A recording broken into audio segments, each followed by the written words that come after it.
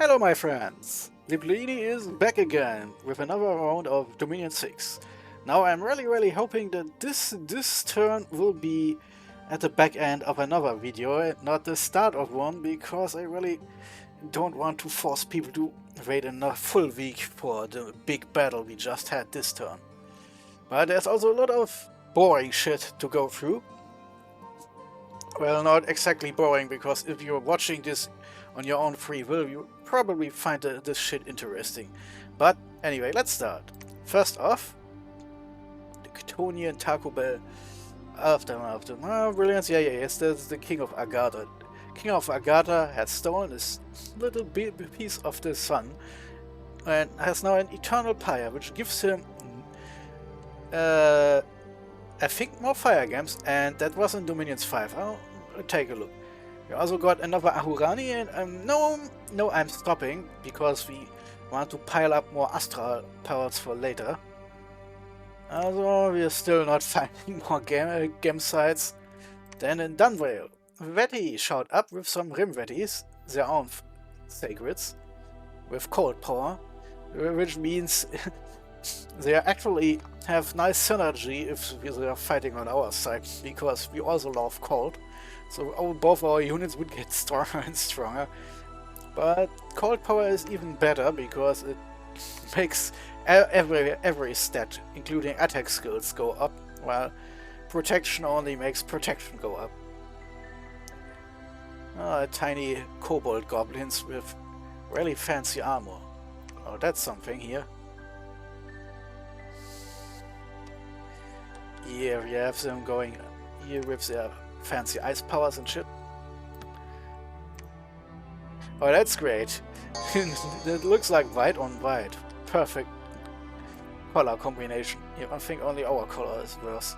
So now they have chill and massive cold resistance on top of fire resistance and shock resistance. It's an all-time combo. Very hard to hurt. They're also blurred, so high defense skill of 19, probably thanks to the call, and 16, wow, and high magic resistance and high moral. Yeah, apart from their small size, they're astonishingly good. And on the other side we have, yeah, so the Jewel Guardians who are almost dead, so that's not really doing anything. And yeah, okay, so this battle is over already.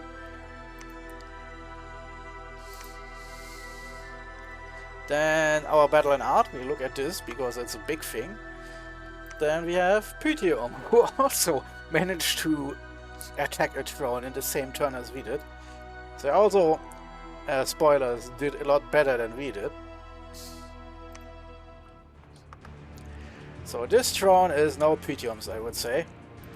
Lots of mix of units like these crossbowmen and these Comitatense, Roman-colored soldiers. Good at defense, not so good at attack. High protection, magic resistance fairly low for this kind of unit, but moral is really high. And magical bullcrap, and of course a giant communion.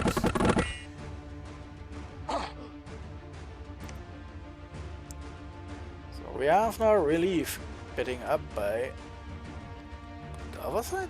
Well, no, by Pythium. The Serpent Priest. Hard to see here in this mix of green. We also have people like this Renatus here, who is probably a communion slave. Yeah. So lending power to the other guys.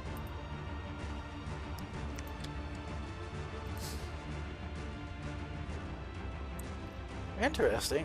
They could, thanks to the skill staff, they could just spam skeletons. But this one is a Grand Communicant, so that's something several nations like Pythium have, where this mage is able to lead or join in a Grand Communion. If joining a Grand Communion, this magic skill in the path of the ritual cast by another Grand Communicant will be added to the power of the ritual. Only global spells or dispels are affected. So this is something they can do outside of battle. It's kind of not relevant right now, but it's nice to know if you can do this, because obviously I can supercharge your globals. Or your dispels if you're on the other side. And I can't, for my life, only find the big guy getting all the power here as the master.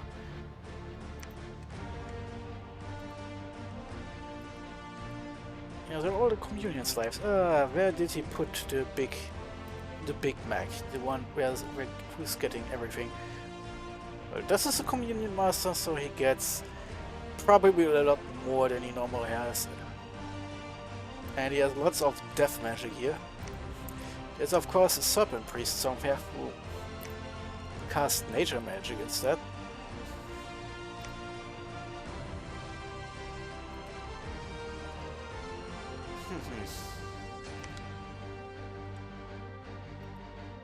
Well, fuck, I can't find him.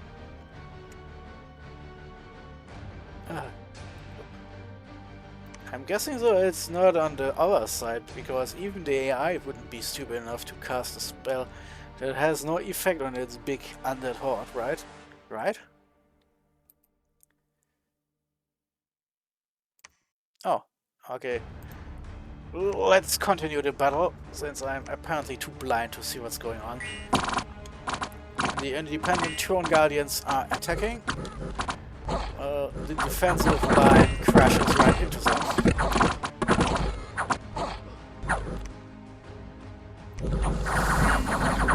And here there is some priest bullshit going on to make them a bit smaller.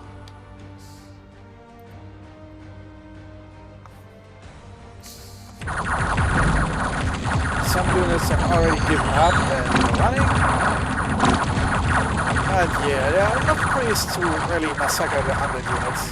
There aren't enough living units to stop the battle from progressing.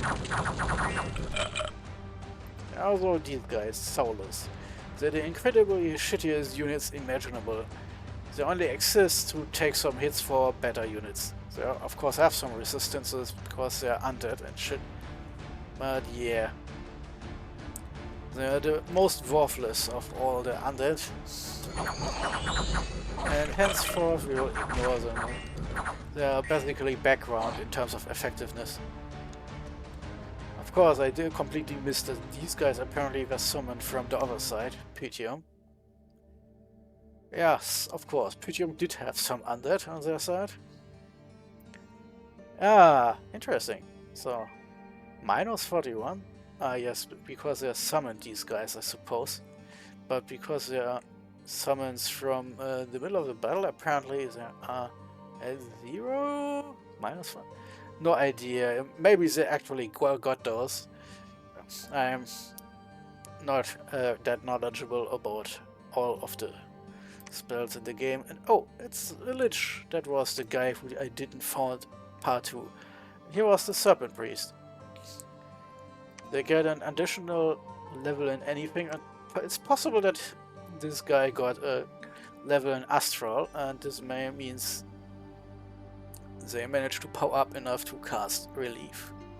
Or they carried booster around. We don't know because I was far too blind to find this guy. So anyway, and then we had, yeah, this too, but I want to click on this here game. Ulm overstretched his lines a bit and lost mightily. Lots of mages dead and a large chunk of units is destroyed because they ran into a neatly scripted force of TNG. Not too big, but they only lost long dead horsemen, which whatever. A couple of games and they're back again. Only light losses on the heavy hitters. The Prince defense got, of course, massacred a bunch, but hey, they'll be back to full next turn. This turn, to be more precise. Oh, this was an attempt to storm the castle. Well, this explains why there were so many defenders here. Normally this would cost a shit ton of gold, but a big castle will have them, of course, auto-spawn anyway. Oh yeah, that's why others are trying to storm in. The large line of crossbowman is trying to duel it out with whatever the AI thinks is best.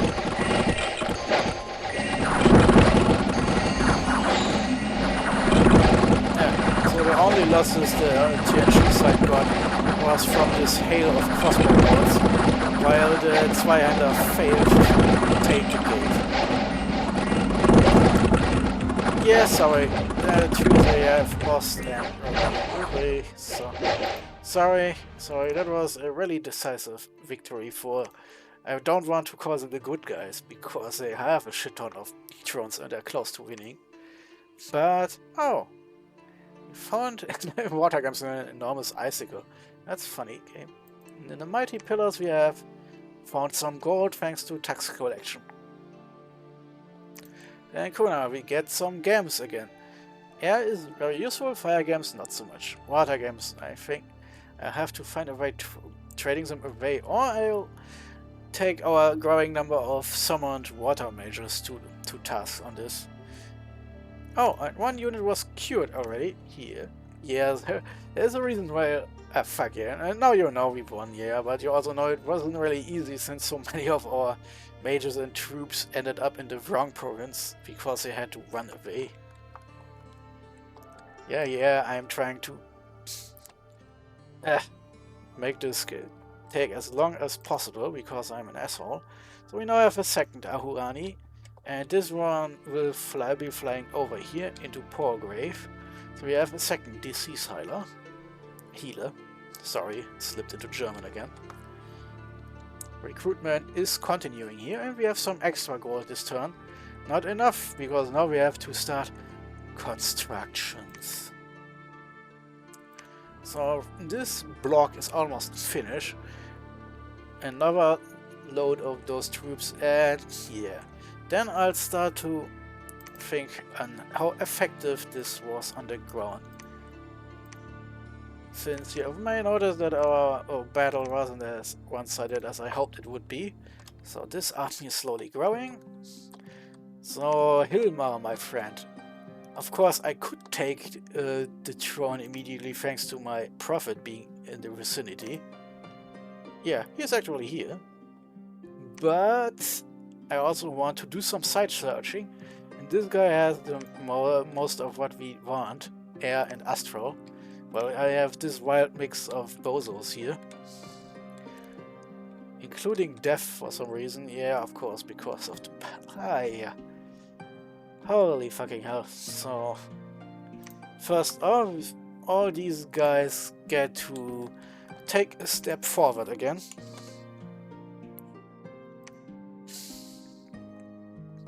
And I think the days of the mammoths are over. They did their best, but they're too vulnerable against the kind of crap that flies around on the battlefield starting now. Wait. So, yeah, so Storm, yeah, did get used. All of my main mages made it out alive, which is good news. My pretender will now go over there.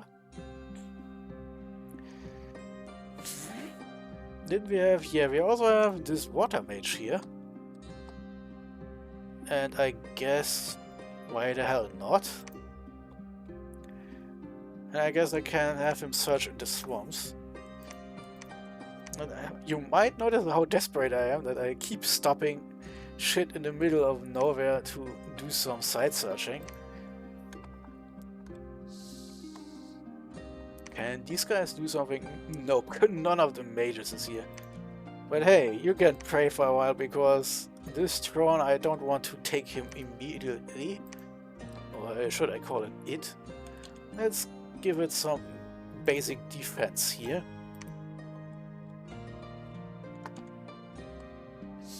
And then... what is my research status? Oh yes, Construction 7 is unlocked in about 3 turns from now, and then I can hopefully get some more items that give me even more bang for my buck. Getting 3 instead of 1 corpse constructs instead for 1 game. What am I saying? thanks to the storm spools, we're already getting 3 course constructs for each gem we're using. But there are some items that are even better. Too bad that the Staff of Storms, a fairly expensive one, is one of them, because it would take a long time before we'll be able to actually use that shit for something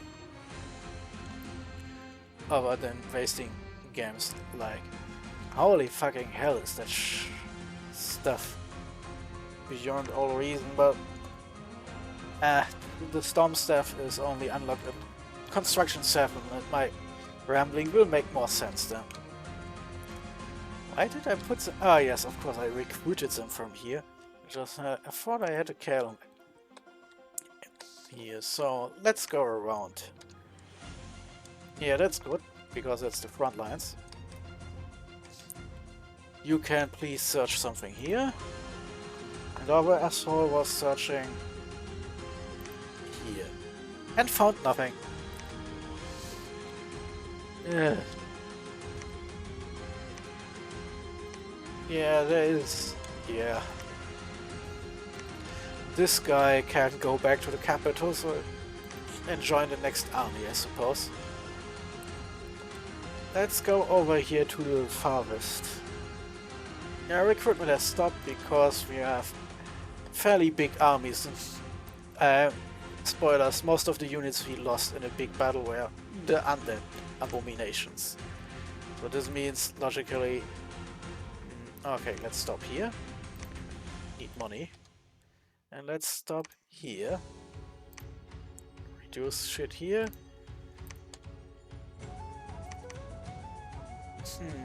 Yeah, okay. We're getting close to where we have to do something with those assholes.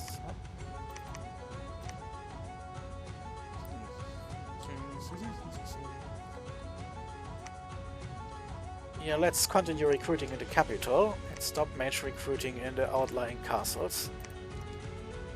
Yeah, I forgot, our fuckers are so incredibly cheap. Okay, hard choices, because we need at least to begin at least our fucking hell.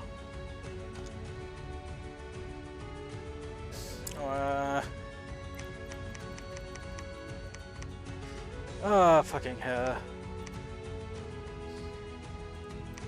So yeah, this works. Can I squeeze in someone else? Storm Guards are 15 years, so one basic infantry unit. Now I have almost exactly what I need.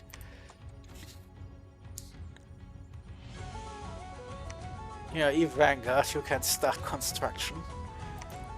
So next time I can switch over to the slightly cheaper Temple and Labs. And this means I can continue recruitment in Caelum at least.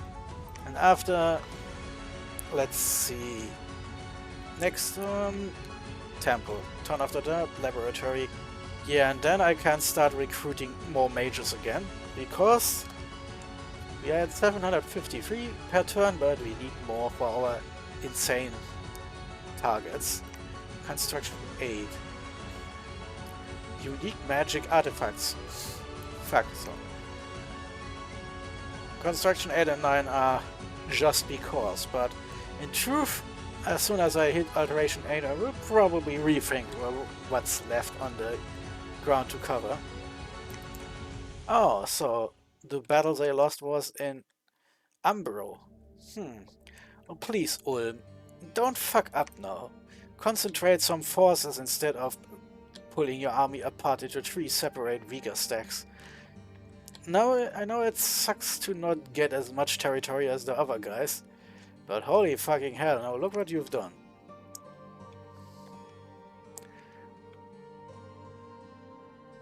So, what is our gift here? It's the Turn of Creation, the biggest throne in the game. 3 ascension points, so after I'm claiming this will go up to 5 on our count. We are still below TNG, funnily enough, but TC has other problems right now. Dominion spread goes also up for 3, good for the belief in our god, Hilmer. It seems a lot of people will start playing EVE Online soon. That does totally fuck. Dominion gets Turmoil +1, which is not so good for our income. But our ritual casting level will go +1. So this means each time we cast will be cast at a higher level than normal. I have no idea if this is universal or just for this province. Because I'm getting the thing that conjuration and construction bonuses are also not universal. It's for everything cast here. Yes, and it produces 150 resources. I'm half a satellite, I guess it's really only for this province. We're not getting those resources yet, of course. Since we just got the throne. So how was the big battle, you ask? Now that nothing else is left. Well, let's take a look. So first off, none of our dump mages managed to get killed. They just run off the battlefield before victory, which is kind of amazing. I guess our Windmaster died because I haven't seen him. He did lose some small amounts of our sacreds, but look at that kill count. They really paid everything back fairly well. Our infantries lost some chunks, but not as much as I thought, and especially the Stormguard did some killing of their own. The Mammoths, yeah, they are kind of losing their worth now. They still did kill 3-1, but considering how expensive they are, we're getting to the point where players could put up an army like this, so we probably wanna stop recruiting them. I mean, I'm not recruiting them anymore, but yeah, as you see, our Earthbounds alone did far better than our big Mammoths. Our course constructs got obliterated. Complete destruction.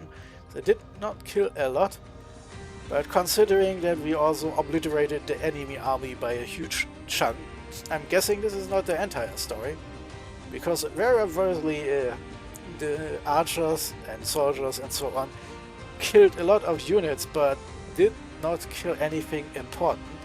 Even the Springhawks were fairly ineffective, thanks to our massive amounts of shock resistance, I'm thinking. And looking at this, I think the Anunnaki did another attack right in the middle of us. So, okay, let's take a look what's fucking going on here. There's our gigantic horde of fuckery. We're slowly fucking things over for ourselves. Oh god! Yeah, so now Storm is up and... Ugh, that sounded weird. Did the cavalry charged into the wrong direction? Oh, it's these guys, of course. Yeah, they landed right around our Earthbounds. This could have been immensely shitty if I hadn't ordered all our shock-resistant troops to immediately drop everything and attack the flyers. And our friend the Anunnaki, of course, has Berserk for some reason. Is there something that... Yeah, the Berserker part. Thanks, developers, thanks for doing this, because it means all those games, fucking useless. This big mage lady will try to fight it out with her fist and her flying owl, and of course lose badly. So let's continue. Yeah, of course. Of course she's attacking the Mammoths. So the Mammoths might have been more effective if she hadn't suicided directly into them. She's already down to 15 hit points, by the way. And we have these guys here not doing anything. I expected them to charge in. And these guys still untouched, because our entire army is currently dealing with these shitheads. Ah, that's the subbing sound. It's caused by those fuckers.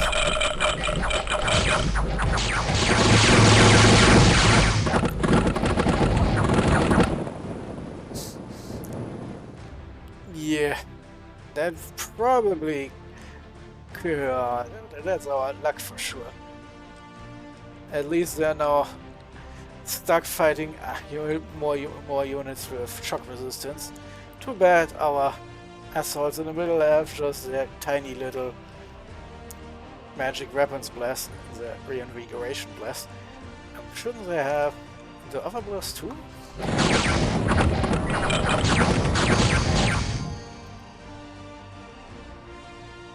Battle Pride. And a limb. Yeah, got zapped a couple of times, right? Twist Fate. Oh, okay. That's the reason. So the reason those guys are still alive is because the first big zap got neutralized, but then of course Twist Fate was finished. Mist Form is also nice, but I guess each big hit switches that off again. But by now a lot of those flying bastards are already dead. And now my big undead have turned around. Oops, the Anunnaki died while I was being distracted. Now we have the big battle in the front.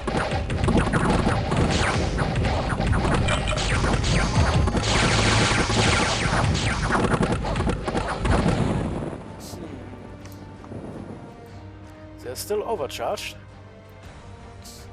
But of course they're attacking mainly with a lance when they charge in. The Morning Star shouldn't be long enough to negate anything. Length 0 weapons would of course be optimal to get shocked. Sadly the game doesn't tell me how good the what I wanted to say, how long the range is of the shock you're getting. I'm just assuming it works best at 0 level. Also, our mages are now thunder striking the enemy. The damage is kind of mixed. I guess 26 damage at the minimum is still subject to rolls.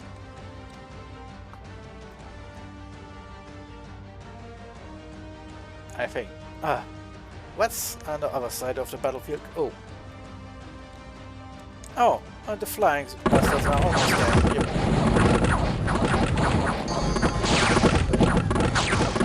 And that's it. So the flying bastards are gone. And now my flying units will turn around. Oh yeah, so the mammoths couldn't hold most of the enemy back. It's kind of funny. This would have probably ended with a lot of our undead surviving if we hadn't been forced to beat down over 100 flying enemies in our middle.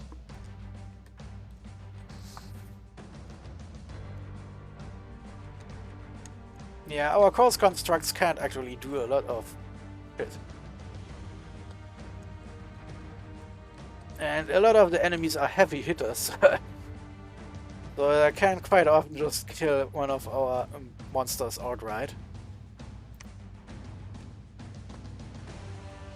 Now, an army of small units with light weapons would kill themselves on those fuckers. But I'm not giving up on this principle just yet. I just wish we could see how shocking work, but like this one, at this point here, hits cost construct with Morning Star for 6 points of damage. And then the horse hits him with 9 points of damage. But is the shock not coming back because this unit is already has already unloaded at first contact, or won't it work because of length mismatch or something obscure like this? Yeah, that's kind of interesting things. I also have no idea of with like other texts that disappear if they aren't applicable anymore. These ones are disappearing, or if they're still showing overcharged 1 even after they unloaded their 1 charge. Mysteries over mysteries.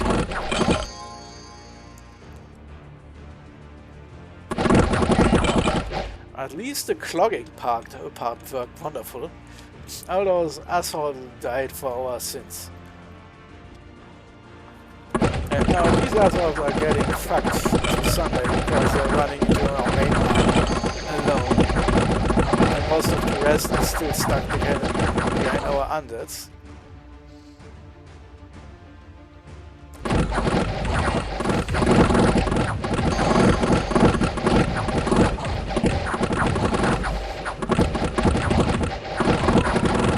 Unbelievable. I really wish the game would explain itself better. Either that. Huh. Maybe it's just stunning the enemy for a while. Which would of course still be of help since they're mainly meant to be blockers. But I kind of hoped for more. I guess our insanely overpowered Earthbound have to deal with this. And now it's just a slugging match because all of our mages are now dead tired after all those skeletons and thunder strikes they're shot out. Fatigue 133, so this guy will be sleepy for a long while. At least they're all protected.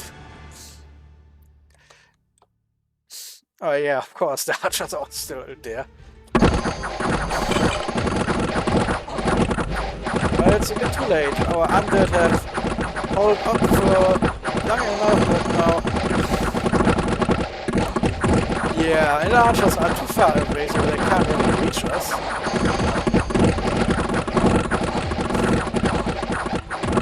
And there are also more and more of those undead skeletons walking around here, thanks to our mages sometimes waking up and summoning them. With average stats, they're not too bad. So they're not getting immediately killed due to the lower amount of hit points. The lines here in the middle are slowly breaking. Yeah, of course, these guys here. Living statues, not even bad units. They're just fighting Earthbounds who haven't unloaded their Twist of Fate yet. And since they are fighting guys with fairly nice defense who can survive the first hit, and have magic weapons that can carve to most of the bullshit someone could come at them with. Yeah. They have slash resistance and pierce resistance. I think it should work against magic too, but it's still not a nice matchup since they don't get a second chance if they get hit. Yeah, meanwhile the archers have attacked. All of them. I'm guessing they're also running out of ammunition now, so now they are not only shitty infantry. Attack skill 10 is still okay, but defense skill 8 means they better hope their high protection holds out. Also, I think the developers are kind of overstating how much protection fur can give you. They're also susceptible to shock, that's kind of funny. I guess next time I'll bring even more air gams and some more air mages if I have fight units like these ones again. It's also kind of cheeky to put units who are vulnerable against shock right next to mages who can rain down all the shock in the universe if the AI isn't fucking up. Oh, their morale is already broken at some units, right? So I think we can speed this up now. Main battle is over. Living starters are slowly getting destroyed here. And those idiots are fighting undead. And then they run away. Which is probably for the better. I mean, our Earthbounds could have killed them.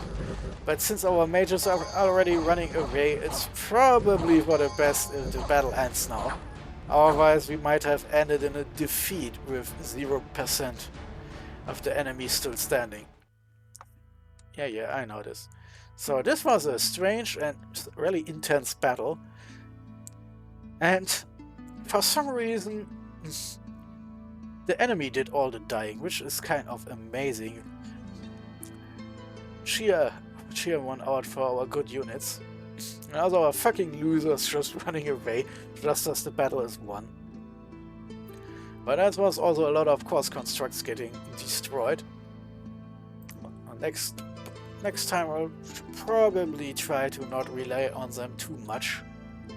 I'm definitely not summoning more than we already do here. In fact, let's style things a little bit down. The Storm's tool is also giving the unit it carries an overcharge and more shock resistance. That's also good. Ah, yeah. I think overcharge 1 means it's 1 AN armor negating damage. So a shock, in other words. So I was kind of hoping for better, but hey. At least it means that those undead monsters are still really good blockers. I'm putting those two back on research duty. So now we are back below 20 per turn. But I don't want to use up our air games too much until we are testing this fair against a less hard target filled with stuff that's hard to kill with just one hit point of damage. Period. And as you can see, most of our army was stuck killing the other enemy units, and our blockers kind of just prevented all our important units from dying, which is important. And nice to know that they can do this, but I also don't want to spend quite as many gems. But that was the battle. This throne is ours. We are now starting to build a fortress, and then we are doing some more construction and site searching. I'll probably wait 1 or 2 more turns, or at least until the palisade is finished and our army is back together on art. Oh wow, yeah, all those fuckers here, because their leaders ran away. That could have been worse if the enemy didn't run faster than we did. That's a lot of shit. And of course he is kind of bad at leadership. He can't just carry a lot of units. Well, better like this than them just doing whatever the fuck they want. I'm setting them back to hold and fire. Yeah, okay, so not much to do here. I have to sort this shit out next turn. Our basic infantry was mostly mixed in here. But yeah, this army is now effectively on garrison duty. Let's see. I can, of course, move most of the troops here.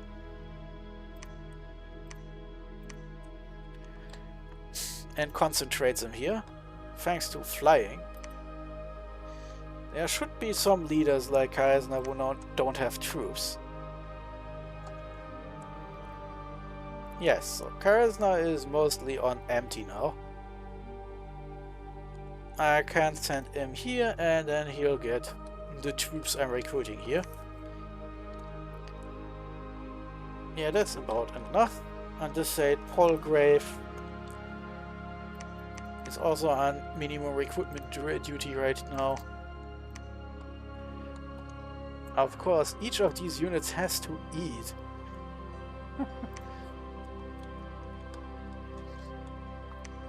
What is going on here? We're still getting the stealthy ones. That's interesting, so and yeah. That's all. Wow, okay, I should probably look more than once in a million years down here. Did I have a second one? Nope. Yeah, I need a new Ravenlord here. This is getting silly here.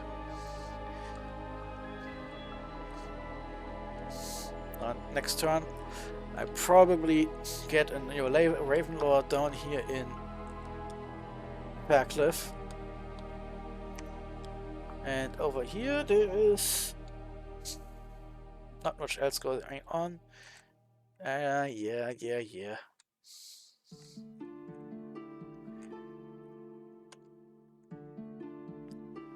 I'm not even sure that makes sense right now.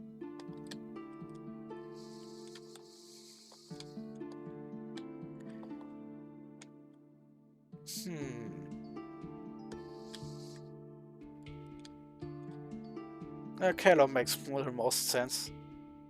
I have someone here with garrison duty, and I'm not planning any major offensives to the south right now. With most of my leaders and units can't fly, so it's not like that makes any difference. As long as not someone drops right on top of them, and leader with no troops isn't of any use right now anyway. So lots of movement, research is continuing, and while we took a huge chunk of losses, ironically, most of these losses were just the AI being stupid and our corpsmen being a bit less effective than I hoped they would be. If they were made with astral pelts, I wouldn't even bother with them, because there are better units to get with astral pelts. Ah yes, I wanted to look at the retreat details. The Windmaster did manage to escape. Oh, but at least one of our mages was killed. 2 mages were killed. 3 mages were killed. Any more losses? So many mages here. Nope. 4 of our mages were killed, retreating. See guys, if you had just stopped instead of running, you would have survived. At least it's not one of our important mages, because those ones were all set to twice born, so they would have been revived automatically. It's fucking ridiculous that this event mage managed to survive, while the flying mages all managed to rack up a lot of useless kills there, my dudes. I'm just glad that our important boys are all twice born now, because that could have been ridiculous. I don't think our white mage versions can fly, for example. That would have put a damper on things. But yeah, things are looking up.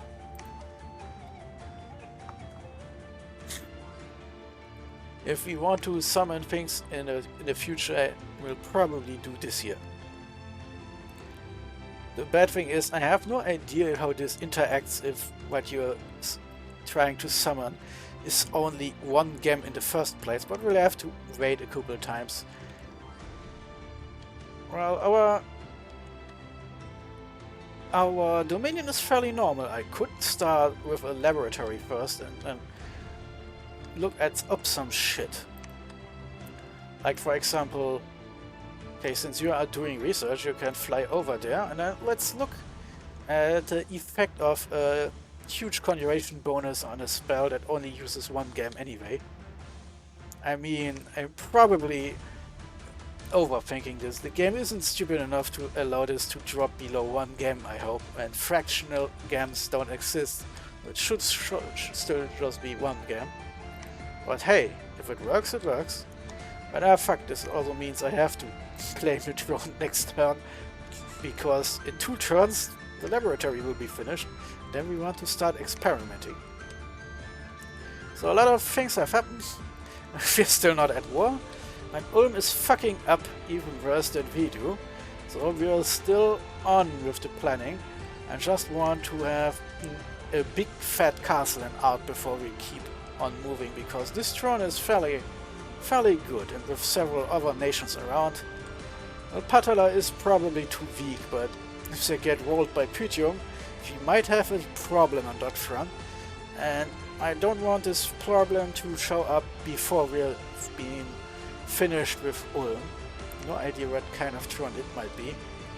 Probably not one that causes disease, or those units would have been in a really bad place already. Anyway, that's it for this turn. Lipsuini out and about.